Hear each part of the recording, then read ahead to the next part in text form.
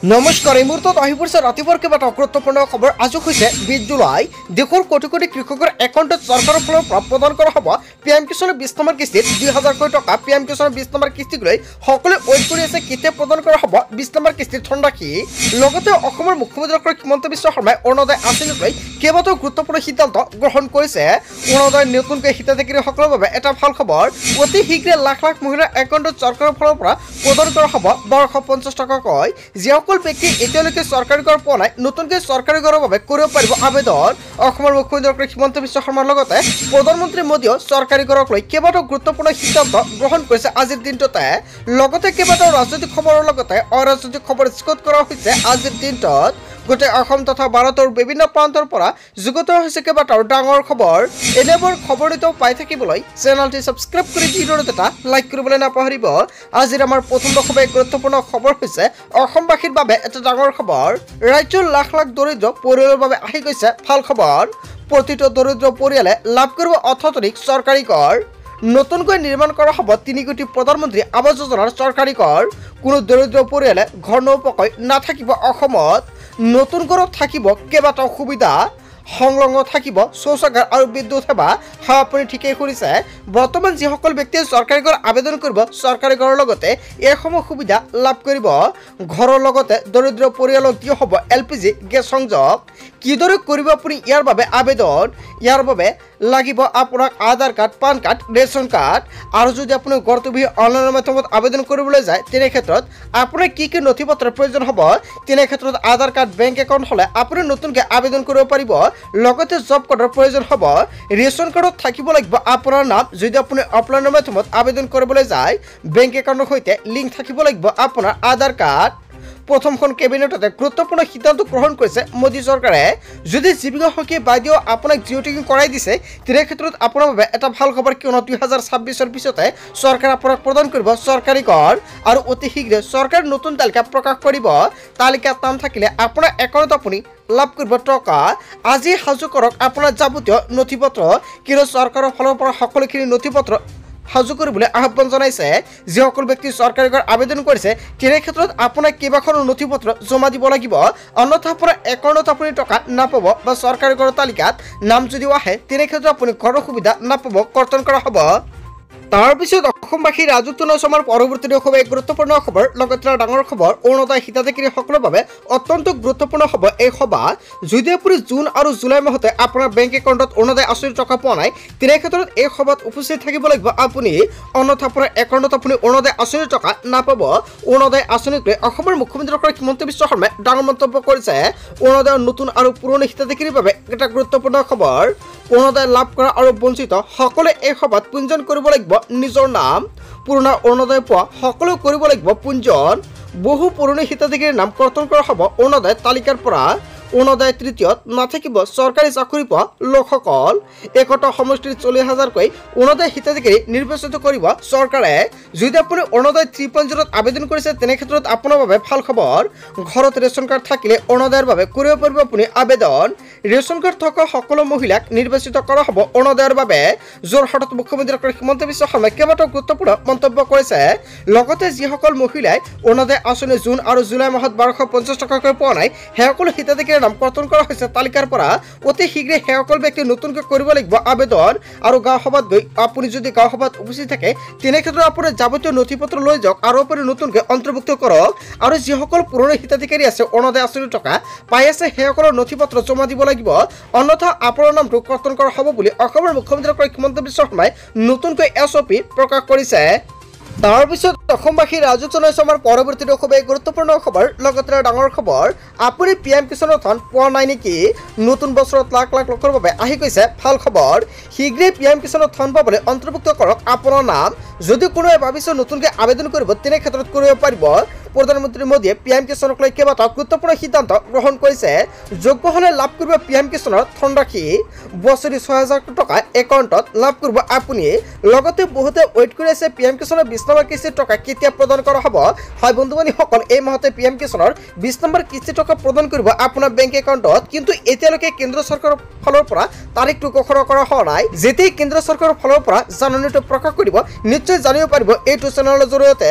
লগতে যদি কোনোৱে ভাবিছে নতুনকৈ আবেদন কৰিব তেনে ক্ষেত্ৰত কৰিব পাৰিব। কেনেকৈ আবেদন কৰিব, আপোনাৰ কি নথি পত্ৰৰ প্ৰয়োজন হ'ব, আপোনাৰ জমাবন্দী কপি লগতে আধাৰ কাৰ্ডৰ লগত মোবাইল নম্বৰ লিংক থাকিলে আপুনি কৰ্তব্যবিহী মোবাইল ফোনৰ জৰিয়তে আবেদন কৰিব পাৰিব। আপুনি কেনেকুৱাকৈ অনলাইনৰ মাধ্যমত কৰ্তব্যবিহী আবেদন কৰিব, যদি ভিডিঅ' লাগে কমেণ্ট কৰি জনাই দিব, নেক্সট ভিডিঅ'ত জনাই দিম। তাৰ পিছত অসমবাসী ৰাজুক জনাইছো আমাৰ পৰৱৰ্তী খুবেই গুৰুত্বপূৰ্ণ খবৰ, লগতে ডাঙৰ খবৰ, অসমত সংখ্যালঘুৰ সুৰক্ষা লাগিবই, সংখ্যালঘুক বাছি কিয় উচ্ছেদ কৰিব, বহুদফীয়া দাবীৰে সুপ্ৰিম কোৰ্টত আমচুৰ আপিল, লাখ লাখ সংখ্যালঘুৰ অসমত সুৰক্ষাৰ স্বাৰ্থত এইবাৰ সুপ্ৰিম কোৰ্টত আপিল, দাবী উচ্ছেদ বন্ধ হ'ব লাগে বুলি ডাঙৰ মন্তব্য কৰিছে আমচুৰ তৰফৰ পৰা 21 টকা পইণ্ট উল্লেখ কৰি সুপ্ৰিম কোৰ্টত আমচুৰ আবেদন। অসম চৰকাৰে ভূমিহীন সংখ্যালঘু লোকসকলক অন্যায় কৰি আছে, কেৱল এয়াই নহয় গড়দুৱাৰ নোহোৱা লোকসকলক অন্যায়ভাৱে উচ্ছেদ কৰিছে, মানৱ অধিকাৰ উলংঘন কৰি এইসকল লোকক উচ্ছেদ কৰিছে চৰকাৰে। উচ্ছেদ কৰা লোকসকলৰ বাবে আজি পানী নাই, বিদ্যুৎ নাই, থকাৰ ঠাই নাই, তেওঁলোকক মুকলি আকাশৰ তললৈ ঠেলি দিয়া হৈছে, শিশুসকল শিক্ষাৰ পৰা বঞ্চিত হৈছে, 8,000তকৈ অধিক উচ্ছেদিত শিশু শিক্ষাৰ পৰা বঞ্চিত হৈছে, সকলো অধিকাৰৰ পৰা শিশুসকলক বঞ্চিত কৰা হৈছে, মহিলাসকল অসুৰক্ষিত হৈ আছে, কেৱল ইয়াৰ নহয় ৰাস্তাত তেওঁলোকে জীৱন নিৰ্বাহ কৰি আছে আৰু কেতিয়া কি হয় ঠিক নাই, সংবিধানে দিয়া অধিকাৰৰ পৰা মহিলা শিশুসকলক বঞ্চিত হৈছে, সংখ্যালঘুসকলক অসমৰ মানচিত্ৰৰ পৰা নাইকিয়া কৰাৰ বাবে অপচেষ্টা চলাইছে বুলি এটা ডাঙৰ খবৰ আহি পৰিছে। সমগ্ৰ ভাৰতবৰ্ষতে মুছলমান ন্যায় আৰু সুৰক্ষাৰ দাবীত আন্দোলন কৰিছে আমচুৱে। মানৱ অধিকাৰ আয়োগত স্মাৰকপত্ৰ দাখিল কৰি এই মন্তব্য কৰিছে ৰেজল কৰিম চৰকাৰে। অসমত সংখ্যালঘুৰ সুৰক্ষা লাগিবই। হয় বন্ধু-বান্ধৱীসকল, আমচুৰ তৰফৰ পৰা যিকেইটা অভিযোগ উত্থাপিত কৰা হৈছে, জনতাই কি ক'ব, যদি জনতাৰ কিবা মন্তব্য কৰিব লগা থাকে আপোনালোকৰ মন্তব্যটো নিশ্চয় কমেণ্ট কৰি জনাই দিব। তাৰপিছত অসমবাসী ৰাজুক জনাইছো আমাৰ পৰৱৰ্তী খুবেই গুৰুত্বপূৰ্ণ খবৰ, লগতে ডাঙৰ খবৰ, গোৱালপাৰাৰ ৰাসখনিতো চলিব উচ্ছেদ। হয় আপুনি ঠিকেই শুনিছে, ৰেপিড চক্ৰ ফ'ৰ্চে চাইৰেন বজাই দিছে টহল, বজ্ৰ বাহনত উঠি RAF-এ দিছে টহল, পাইকনত সংঘটিত ঘটনাৰ পিছত স্পৰ্শকাতৰ হৈ আছে পৰিৱেশ আৰু 31 তাৰিখ পৰ্যন্ত RAF-এ চলাব তদন্ত। হয় আপুনি ঠিকেই শুনিছে, ৰাজ্যজুৰি কেৱল উচ্ছেদ আৰু উচ্ছেদৰ বাবে চৰকাৰে জাননী জাৰি কৰি আছে। ইয়াৰ বিষয়ে জনতাই কি ক'ব। তাৰপিছত অসমবাসী ৰাজুক জনাইছো আমাৰ পৰৱৰ্তী খুবেই গুৰুত্বপূৰ্ণ খবৰ, লগতে ডাঙৰ খবৰ, শৃংখল চুৰিহা অন কল। হয় বন্ধু-বান্ধৱীসকল, আপুনি ঠিকেই শুনিছে, উচ্ছেদিত কৰা ভয়ংকৰ কাণ্ডৰ হিচাপ ল'ব শৃংখল চুৰিহাই, খিলঞ্জীয়া আৰক্ষীক দিয়া প্ৰতিটো কবৰ হিচাপ লোৱা হ'ব, আমাক দায়িত্ব দিয়ক, 1 ঘণ্টাৰ ভিতৰতে উলিয়াম ঘাট খালী কৰি দিম, আমি উচ্ছেদিতক চুমা খাবলৈ নাই, তেওঁলোকৰ পক্ষত নাই, এনেকুৱাকৈ মন্তব্য কৰিছে শৃংখল চলিহাই। এইবোৰ ৰাজনীতি নচলিব, 1 ঘণ্টাত উলিয়াম ঘাট দখল কৰা সকলো মানুহক খেদা হ'ব, এনেকুৱাকৈ কেইবাটাও ডাঙৰ অভিযোগ উত্থাপিত কৰিছে বা ডাঙৰ মন্তব্য কৰিছে শৃংখল চলিহাৰ পৰা।